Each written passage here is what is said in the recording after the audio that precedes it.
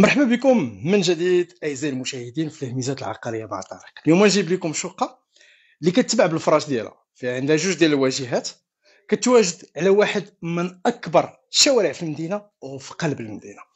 بشحال هادشي جايبو لكم؟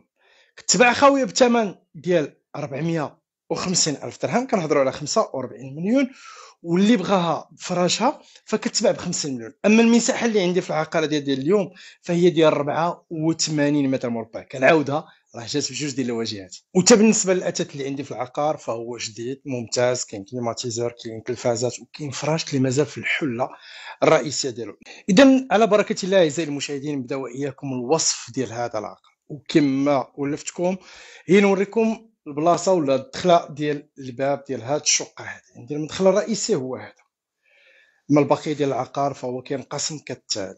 كما كتشوفوا معايا عندي وسط الدار هنا اللي هو عباره عن سجور. المساحه ديال العقار فهي 84 متر مربع. كاينين عندنا جوج ديال الاختيارات، يا اما يدير الانسان بالفراش ديالها، الا بعض الاشياء القليله مثلا كهادشي ديال المطبخ، الاواني ديال المطبخ الى ذلك ممكن يحتفظوا بهم شي امور اللي هما شخصيه ديالهم. وكاينه قابليه ديال ان الانسان يدي هذا العقار ديال اليوم فارغ.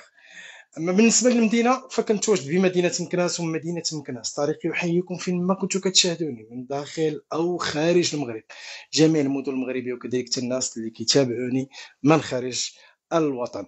كنقول لكم مرحبا والف مرحبا. بالنسبه عندي هذا هو الحمام. شوفوا عندي حمام كبير فيه لافابو ديالو، فيه واحد الحاجه ما بقيناش كنلقاوها هي البانيو والبانوا، كاين بيدي وكاين كذلك طواليت.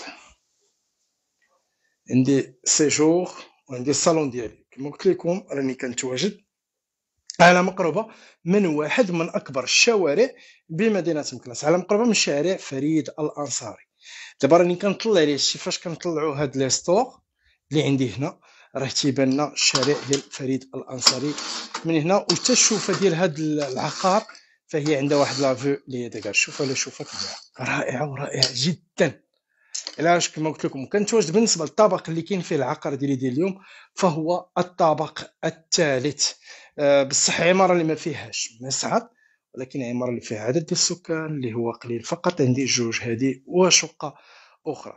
اما بالنسبه للثمن ديال العقار فكاينين جوج. كاين عندي الثمن ديالها وهي خاويه هو 450 الف درهم، كنهضروا على 45 مليون.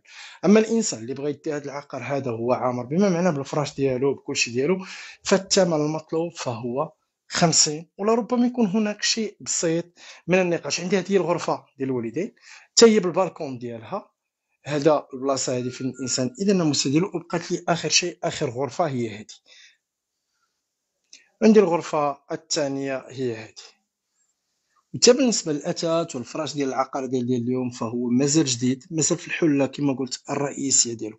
اللي بغى يشوف هذا العقار اعزائي المشاهدين فما عليه الاتصال والتواصل معي، وانا رهن الخدمه رهن الاشاره من اجل زياره هذا العقار. اما بالنسبه للثمن كنعاودها فهو قابل وقابل للنقاش. كنخليكم مع هذا المنظر الرائع اللي كتطلع عليه هذه الشقه.